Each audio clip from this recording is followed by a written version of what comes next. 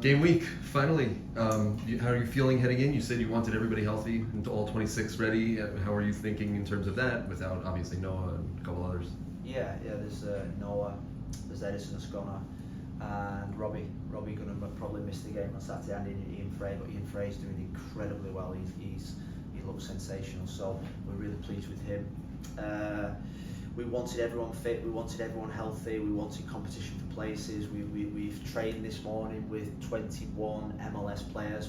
I always forget the keepers. We've trained with 25 MLS players, which considering last year we had 11 out, means that we've got a real big decisions to make to get people on the bench, never mind in the starting 11. So I think we're in really good shape. I think the last 10 days ago, if you'd have asked me, I thought we were a little bit short in some areas in terms of Motta, Joseph, Stefanelli, Negri were short of fitness. They needed games, and then we pushed them through the 3 games last week, and then the game on Saturday, I just felt as if they just beginning to look sharp.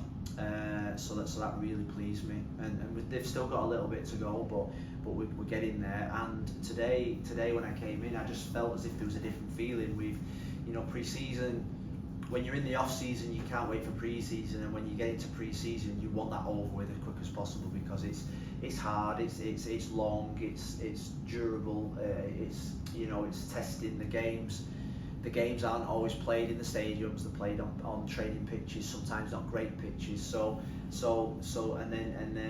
then you just want to get to this week where you're going into the first game of the season, where you're playing for points, that the fans are going to be in the stadium, and it's where it really matters. It's why we work so hard. Phil, you said on Saturday that Joseph is 3 to 4 weeks away from getting to where you guys want him to be at. What's the process? Is it fitness? Is it sharpness? Is it all of it in terms of where he's? Yeah, I think he didn't have that much football towards the end in Atlanta, and then there's the long off season. It's football really that he needs, and that's why we played him in midweek against Montreal, because he just needed to smell the ball. I think he's done enough laps around the pitch and the physical stuff, even though he needs to keep working on that.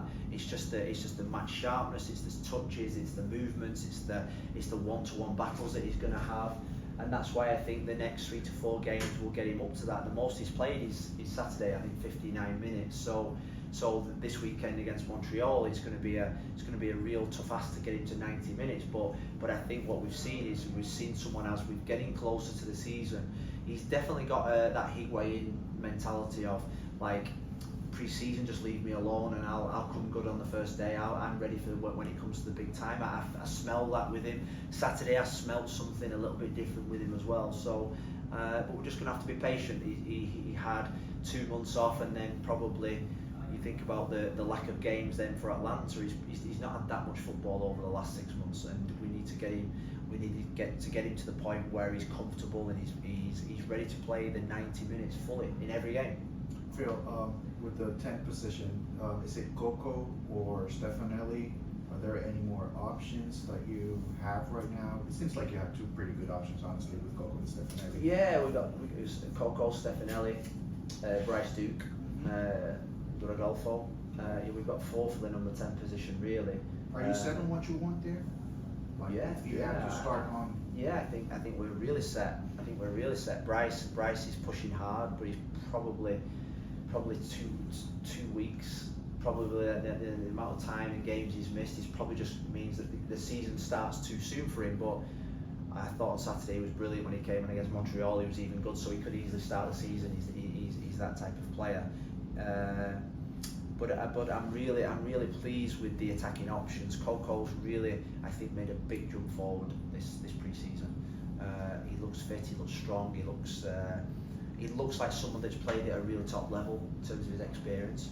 And we know that Stefanelli, I think, is going to surprise a lot of people. Is that position, sorry, just a quick follow-up, is that position as demanding this year as it was last year, per se, when Pozuelo comes in, changes everything for you guys? Yeah. This year, obviously, you have 2 at the top with Martinez now coming in. Is that position as big a deal as it was last year? No, look, I think it is a big deal, because the 9s won't score without the 10s. So, but I think what we've got is we've got different types of number 10s now that we can play. We've got ones that can carry the ball, ones that can pass the ball, ones that can do probably a little bit of both. So we've got different profile of 10s to what Pozuelo was. We love Pozuelo, but I feel as if with the 10s that we've got now, we've got different types that can carry the ball and run with the ball and pass the ball, make runs without the ball, which wasn't Pozuelo's strength. So I think we've got more variety in the 10 position now, which means that the team will benefit. Where does Robbie Taylor fit into that sort of that midfield role? We haven't seen him a lot this preseason. Didn't see him on Saturday. Where's he? No, Robert's in Finland getting his green card. So he's been so unlucky because in every game that he played up until then, he was probably our most consistent player, and then he goes away at a time when he probably means he might miss the start of the season.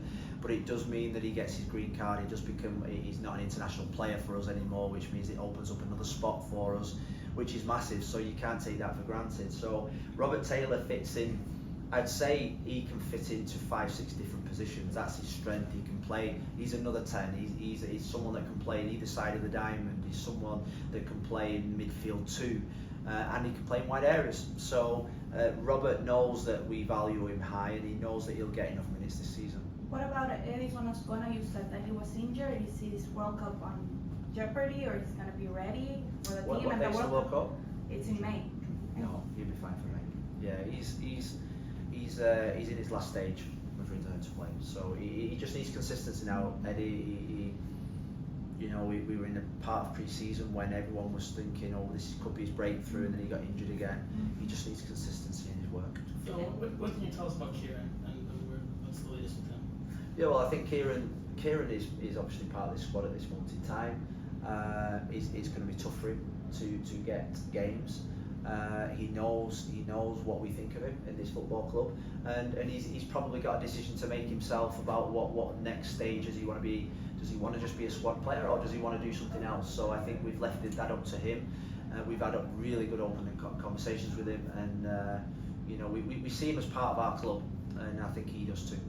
Phil, offensively, that's one thing that has caught my attention during preseason is how fast you guys have been able to move the ball. You have a lot of quality. First touch usually works. When it works, it looks amazing. But what I've seen is that lasts for 20-25 minutes.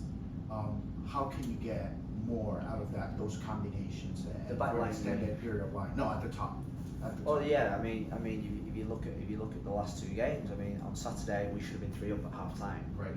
And I look back to the previous 2 seasons. I don't think we've ever created that type of chance. Maybe once or twice in a game, never mind in a first half. So that bit really excited me. I thought, oh wow, it'd be nice to have some games when with 60-70 minutes gone, you can relax when you're up in a game by 2-3 goals. So I feel as if we're a team that could do that. But now, I said to him at half time, I hope you're saving your goals for the season, because we're having chances in games now, and the forwards, and you invest in that area of the pitch. You look at the salaries and the investment in that half of the pitch. You expect them to deliver, and that comes with the territory. I always used to think that about Gonzalo is that there was a big tag on his head, but he was someone that could deliver at all times. Now, Joseph, Leo, the 10s that we've got have to deliver, because I feel as if I was a defender and I've been a defender, and for instance, if you concede a goal, there's nothing worse than looking at the halfway line, all them forwards looking at you saying, come on you guys, just sort yourself out. Now, when it's the other way around, if I was a defender and my forwards were putting it in the back of the net, because eventually a team will get a chance, a team will get an opportunity, your team, it's so we're gonna have real ruthlessness in our finishing. But I'm really excited about what I see, the combinations between Leo and Joseph.